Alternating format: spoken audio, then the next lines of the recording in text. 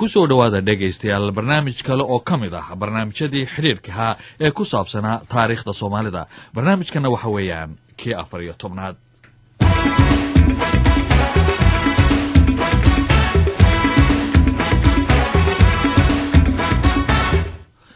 toddobaadkii hore waxa dhagaystayaal aanu idin maqashinay sidii Soomaalidu ay taageerada uga weyday dawladihii awoodda lahaa xagga militariga marka la eego reer galbeedka iyo reer bariga ahaa dagaalkii dhexmaray Itoobiya iyo Soomaaliya sanadii 1977 ilaa 1978 maadaama Soomaalidu taageero haddaba ay ka weyday reer bariga iyo reer galbeedkii labadoodaba sababtuna ahayd iyadoo loo arkay Soomaaliya in dagaal gardarra ay ku qaaday dalka Itoobiya. waxa markaasi la isweydiin karaa dhagaystayaal xagee ayaa Soomaaliya looga heliyay ama taageero ay ka heshay. General Maxamed Cali Samatar oo isagu markaasi hogaaminaya dagaalkaasi ee Soomaaliya iyo Itoobiya dhexmaray dhinaca Soomaalida markii arrintaasi aan wax ka weydiinay waxa uu ku jawaabay wallahi duunka carbeed siduu u dhan yahay ama hiil ama hoo baan ku haysanay mucaawino caskariya ama isbarbartaag siyaasadeed ayaan adduunka carbeed oo dhan ka haysanay. waa tahay haddii laga reebo cadan iyo Liibiya oo markii dambe iyada lafsadeeda dhankaas ku biirtay. maxaa ugu badnaa marka taageeradan siinay ma lacag bay ahayd ma hub bay ahayd yaa ugu xoog badnaa marka deeqda la bixinayay dagaalka la siinayay dhinaca adduunka carabta marka adeegto? waxaan oran karaa Sacuudiga ugu roonaayo lacag buu bixinayay habbixiye annaga lacag cadaan inaan ka qaadano ma baahneen hub baan u baahneen marka hubka aan soo iibsanayno meelaha qaarkood hubkaas lacagtooda asaga bixinay Sacuudiga bixinay مثل dawladaha qaar caraba baan hub ka soo qaadanay hubkii lacag bay rabeen lacagtii Sacuudiga bixiyay. Yurubta kale waxbaan ka soo qaadanay ama aan dhaho suuq aanan markaa rasmi ahayn maxaa yeelay waxaan saarnaa embargo markii arrimaha noocaas oo kale ay jiraan waa inaad xal heshaa iskama fadhin kare markii dagaal uu ku haysto waa inaad xal heshaa. adduunkana suuqyo badan oo maaragtay bari iyo galbeedba leh oo hubka lagu kala iibsado oo dariiq aanan caadi ahayn loogu kala iibsado ayaa badan. marka sidaasaan ku soo iibsan jiray. suuqa ugu xooga badnaa ee General Samatar bariga wax ka iibsan jireen xagee buu ahaa? wallahi noocyo badan bay lahaayeen bariga haba u badnaado Bulgaria iyo Czechoslovakia iyo haba u badnaadaan laakiin haddana xagga reer galbeedka lafsadiisa waa ka helaynay. waxaa jira niman dulaali ah adduunka buuxa weliba reer galbeedka dalalkan la yiraaho dhexdhexaad weeye sida Switzerland oo kale iyo dad waxaa jira ku takhasusay arrimahaas oo maaragtay xiriiro badan leh oo hubka ka beecishtaro oo yaqaano oo maaragtay sida loo galgalo meelaha iyo sida looga soo saaro intaba yaqaan. marka ma sahlano arrintaas marka hub aad ku raadinayso dariiq aan sharci ahayn. sida haddaba dhegaystayaal laga yaabo in qaarkiin aad ka warqabtaan dalkii midowga Soviyeeti la odhan jiray muddo dheer ayuu Soomaaliya ka taageerayay dhinacyo badan oo ciidamadu ay ka mid yihiin taasi oo ka horreysay xilligii Soomaaliya taladeeda ay la wareegeen ciidamadu. intii ka dambaysayna kumanaan khubara Ruush ah oo dhinac walba leh ayaa iyagu joogay waddanka Soomaaliya. waxaa markaasi la isweydiin karaa dagaalka Soomaaliya ay ku qaaday Itoobiya Ruushkii marna ma tuhmay hiiga dagaal ee Soomaaliya ku jiray. General Maxamed Cali Samatar oo weliba ka mid ahaa raggii golihii sare ee kacaanka ee laga tuhunsanaa inay aad isugu dhawaayeen midowgii Soviyeeti markii aanu arrintaasi wax ka weydiinay waxa uu yidhi haddii maya aan ku dhaho been baan sheegaya maxaa yeelay nimanka aad baan maaragtay isugu xirxireen aad bay waxyaalaha naga ula socon kareen dad maaragtay sophisticated oo aad mukhaabaraadkooda iyo informationkooda iyo waxoodaba aad u dhisan yihiinna waa yihiin. marka ma ayan tuhmin kuma dhihi karo waa tuhmeen inkastoo annaga aan ku dadaalnay inaan ka qarino.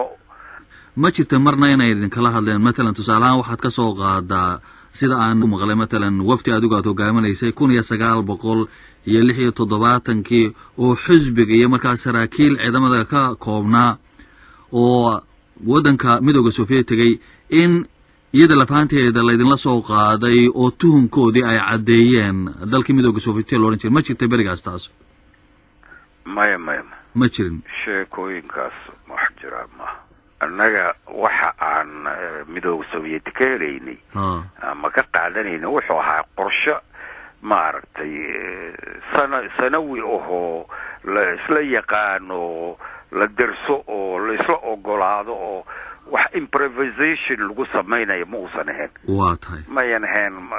waxaas ay ugu soo dhacay maanta berri waan kula ordayaa ma ahayn. waxay ahayd مثل سند كدنب waxa la filayo sanad ka hor baa la sii qorsheynayay. John Samatar inkastoo haddaba uu sheegay inay dhici karto midowga Soviet in laga yaabo in tuhunu ka galay hiyigii dagaal ee Soomaaliya ku jiray hase yeeshee Soomaalida aanay u sheegin. laakiin Cumar Salaad cilmi oo ka mid ahaan jiray golihii dhexe xisbiga hantiwadaaga kacanka Soomaaliyeed isla markaasna sida uu sheegay ka mid ahaa dhowr nin oo iyagu diiday dagaalkaasi 1977 in lagu qaado dalka Ethiopia markii xisbigu kulan uu ka yeeshay waxa isagu qaba in ruushka Soomaaliya uu cadeeyay tuhunka uu ka qabay hiyigooda dagaal oo ah Ethiopia inay damacsan yihiin inay ku duulaan muddo boode sanad ka hor ahayd waqtiga dagaalkaasi oo dhacay waxaana hadaladiisii ka mid ahaa 76 markii la dhisay xisbiga hantiwadaaga gacanka Soomaaliya oran jiray oo dalka markii dambe maamulhayay ayaa wafdi waxa loo diray wafdi xisbi iyo military waxa loo diray raashka Moscow loo diray wafdigaas waxa hogaaminayay oo dhanka ciidamadana ka socday wafdigana madaxu ahaa General Maxamed Ali Sabantar wasiirka difaaca iyo madaxda ku-xigeenaha laba korneyl baa la socotay xagga xisbigana waxaan ahayn 3 nin baan ahayn Axmed Maxamed Maxamuud Laxwas lagu wanaagsi jiray oo golaha sare ka tirsanaa Cabdiraxmaan Caydiin oran jiray arday sabab ku dhintay iyo aniga 3 ayaas xisbigana ka soconay marka waxa barnaamijku ahaa inaanu xisbiga dalka ruushka maamulo iyo sida ruushka loo maamulo hantiwadaaga ayaan soo barano dawladana aan xisbiga waxa la soo galno marka waxa nala qaabilay oo nala shiray golihii siyaasadda ee xisbiga dalka ruushka xukumaha golihii siyaasadda oo 18 nin meelahaas ah dawladda ruushka wixii madaxda u ahaa ugu sarreeyay qof ka maqnay wasiirka gaashaandhiga fadhiya waxa fadhiya wasaarooyinka dadka iyo Buludbaruga meesha xukumay barnaamij dheer buu soo jeesay Cali Samantar wuxuu yiri waxaan u baahanahay taageero iyo hub iyo adigu arrimo xisbi waxaankaas doodii markay dheeraatay waxa la yiri waxaan tuunsanay muddo dheer inaad Ethiopia weeraraysaan waad naga shaafiseen haddana waa idin tuunsanay maanta waxaan aad dalbanaysaan oo hubka aad dalbanaysaan shaki buu sii gali waana sanadkii weyn waxa weeye waa bishii Agoosto 76 markaasuu warqad dheer u soo bixiyo yiri warqadana madaxweyne Maxamed Siyaad baa soo dhiibay hadii ilaahay ku roon yahay wuxuu idinka ballan qaadayaa inaan dagaal jirin waxba ka walwalinina ayuu leeyahay aniguna afkaan maanta idinka sii cadeynaya walwalka iska saar waxa la yiri hubkaana dagaal u doonamayno maxaa se hubka kan aad u rabtaan difaaca oo yaa iska difaacaysaan waxa weeye dalalkan reer galbeedka ah hantiwadaaga diidan baan ugu soo duulahaya yaan ka baqaynaa waxa la yiri annaga difaacaad xagga idinka difaacayna oo badda iyo joogna meel walba iyo cirkaba dalalka dariskana waa ka xoog badan ciidamada ka xoog badan marka anagu dagaal inaad qaadaysan baan u aragnaa tan kale hubka aad weydiisanaysaa waxa ku jira gawaarida lagu xambaaray taangiyada gawaarida taangiyada lagu xambaarana waxa weeye dagaal ba hayaan loo galahayo oo meel dheer dagaal laga galahayo taangiyada xambaaran ilaa goobta dagaalka marka taasuna waa noo cadeynaysa ala kulli xal dood ka bacdi kuwaas taangiyada jida laga reebay wixii uu dalbaday hub iyo gaadiid waa la siiyay qalab kuwaas uma laga reebay codsigii kuwaasaa laga reebay waad laakiin shakigooda waa ku jiray waa soo noqonnay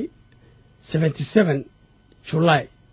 13 bilood mar laga joogo 12 bishii July 77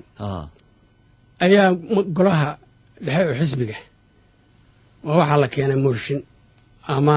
arrin dooda la keenay waxaa la yidhi mawduucu waxa weeye laga doodayaa dagaal in la galo dalalkii maqnaa si loo xoran lahaa dalkii maqnaa oo dalkii Soomaali galbeed yaa maalintaa ka soo jeediyey golaha ay dhantay madaxweynaha ka soo jeediyey Maxamed Siyaad waad doodkaasi ay ahayd doodii 7 nin oo anigu aan ku jiro ayaa diiday oo tiri inaan weerarno maahan Ethiopia maantay haddii intaan halkaa u gudbin Cumaro 7 inaad sheegtay adiga oo mid waxaan ka xasuustaa anigu waa ku jiray waxaa ninka Cabdiraxmaan Caydiid oo sabab lagu dilay mar daba ku dhintay ninka la yiraahdo haddii Ilaahay ku rooyahay Warsame Juguf nin la oran jiray haddii Ilaahay ku rooyahay Cabdullaahi Warsame nin la oran jiray Warsame Nuur haddii muxuu intaan ka xasuusto war adigu inaasan ka xasuusan karaa haddii haddaba dhegaystayaal aynu ka gudubno waxtarkii iyo aragtidii shisheeyaha waxay doontaba ha ahaatee dagaalka Itoobiya iyo Soomaaliya dhex maray markii Soomaaliya lagu soo jabshay waxaa Soomaaliya u soo hoyday dhibaatooyin xoog leh oo ay ka soo kaban weyday dhibaatooyinkaasi waxay bilaabmeen intii uu dagaalku socdayba askartii Soomaaliya qabsatay bishii Oktoobar sanadkii 1969 olayaashii ugu waaweynaa ee ay bilowgii qaadeen waxa ka mid ahayd qabyaaladii oo la yidhi waa la aasay hase ahaatee waxa si cad boodhka looga tumay oo looga jafay oo la adeegsaday xilligii dagaalku socday oo ay noqotay in ree hebel iyo ree hebel la raadiyo waa kan General Samatar waqtiyadii dambe dagaalku uu soo kululaaday waxaa dhacday dagaal wuxuu u baahan yahay si joogto ah in loo supply gareeyo supplyga ma aha keliya hub iyo raashin iyo rasaas iyo maahe dadka xataa marka ragga waxbaa dhaawacmaya waxbaa dhimanaya furanta cusub baa maaragtay aad rabtaa inaad furto ama kugu furmaysa ciidan cusub baa rabtaa inaad geliso marka waxaa weeye si joogto ah in ciidan loo abaabulo oo ciidan loo dhiso ayuu keenaya dagaalka marka dagaalka muddooyinkii dambe bilooyinkii dambe ciidankii loo recruit gareen lahaayo la ciidameen lahaa way dhibaatay noqotay way adkaatay sidii lagu heli lahaa dadkii voluntarily inay ku soo xaadiraan oo degmooyinka iyo gobolada iyo intaas saraakiil baan u dirnay inta raggii degmooyinka maamulayay ayaan u xil saaray ciidan in la qoro waa dhibaatay noqotay in ciidan la helo arrintaa waxay keentay in odayaashii qabiiladii la adeegsado oo muddadii hore oo dhan yacni kacaanka uu ku socday fikrad ah warqabyaalada yacni aynu intaan daciifin karno aan daciifino yaanan qabyaalad buunbuuninin oo dhisin waxaase timid in la waayey dariiq kale lagu waayey ciidan in la helo odayaashii iyo maaudiin iyo dad noocaasa in la dirsado khaasan odayaasha marka ay noqotay reer hebelow waxaasaa laydinka rabaa ciidan reer hebelow waxaasaan keenaynaa annaga haddaan reer hebelnahay marka qabyaaladii baa markaa dib u soo noolaatay qabyaaladii baa xoog u soo noolaatay waa idin muuqatay markaa dhibaatada ay keeni karto waqtigaas miya waa noo muuqatay calaa ayi xaal dagaal baa lagu jiray wax walba waxbaa ka daraaya annana waxaan u baahneen dagaalka inaan ciidan u helno waa hagaag cudurka qabyaaladu haddaba inuu dib u soo shacbo xilligii dagaalka sida uu sheegay General Samatar waxa isaguna ka markhaati furaya Cumar Salaad Cilmi oo sheegaya inay ahayd sababtii keentay in isaga lafahantiisa loo soo magacaabo inuu gudoomiye ka noqdo gobolkii Waqooyi Galbeed oo markaasi Hargeysa magaalo madaxda ay ahayd waxaana hadaladiisii kamid ah marka salka markay marayso oo ciidamada Soomaaliyeed niyad jabeeno meelaha qaarkood dib looga soo noqday sida dirir dhaboo kale laga soo baxay ayuu habeen ii yeeray maxamed siyaad wuxuu yidhi gobolkan la yidhaahdo waqooyi galbeed oo hargeysa caasimadda u tahay ayaa dagaalka ayuu ku wajahanaa dagaalka xooggiisu gobolkaas waxaa ku wajahan dirir dhabe iyo harar iyo jigjiga oo waddada loo maro ardisababana ah meelaha ugu muhiimsan etoobiyana ah dalkii soomaalidu sheegaysanaysna ah habeen buu ii hore wuxuu yidhi dhulalka wax laga dhisay iyo dhulkaana adiga tegi jiray waa taqaanaa hargeysana horaad uga shaqayn jirtay gobolka waqooyi galbeed waxaan doonayaa inaad guddoomiyihii gobolkaas iyo dadkiibaa isqabsaday markaa dadkiibaa dagaalkii hakiyey bulshadu dagaalka haddii aan ku jirina ciidanku ma dagaalami karo marka inaad bedeshay guddoomiyaha gobolka oo aad halkaa tegtid yaa markaa guddoomiye ka hana waxaa jenaraal bilo rafla ah waxaan idhi bile waa saaxiibkay waanan aqaanaa waan wada shaqayn jirnay bile waan iniga karti badan marka ninkaas ma bedeli kare maadigadays oo waxa bile qaban waaya qaban kari maayo wuxuu yidhi adigaan kuu gartaye waa inaad meeshii tagtaa meeshii waxaa markaas waa february 78 wey dagaalku markaas ilaa sanadkii hore julaay buu socday waana lagu daalayoo ciidamadu horo socod dibu socod mooyaane ma laha markaasuu magaaladii baan tegey dadkii baan la hadlay shiriyey hargeysa waxaan idhi maxaad bile ku diideen oo aad ula shaqayn weydeen bile intaasuu gobolka ka shaqaynayay wax badan buu ka qabtay waa nin wanaagsan buu ahaaye wax kale kuma diidine ciidamada soomaali galbeed oo dhankaa shishe ka soo jeeda ayaa la hubeeyey muxuu ahaa jabhadaha soomaali galbeed markaa bila ma hubeyn baana dowladdaa hubayse marka waxay qabaa'ilkii kale oo annaga qabaa'ilkayagii ahaa oo xuduudka ay wada yaaleen etoobiya gudaheeda ayaa hubkii lagu dhacay dadkii lagu laayey barkadihii looga dhacay dee intaasna uga xumaana bilana waxba kama qaban karuu yidhi oo wuxuu yidhi dowladda dhexaa waxaa waxaysay markaan arkay arrintii inay hereg tahay baan madaxweynihii ku laabtay waxaan idhi dadka dhanka kan hargeysa qabaa'ilka ka tirsan oo dhinaca etoobiya dega ayagana waa in hubka la siiyaa qolada jabhadaha iyaguba waa jabhado oo etoobiya la dagaalamhayaan qabaa'ilka dadka kaleoo jabhadaha oo dhacayana waa isaga celinayaan oo dadku markay isku hub yihiin isku miisaaman mataqaanaa isku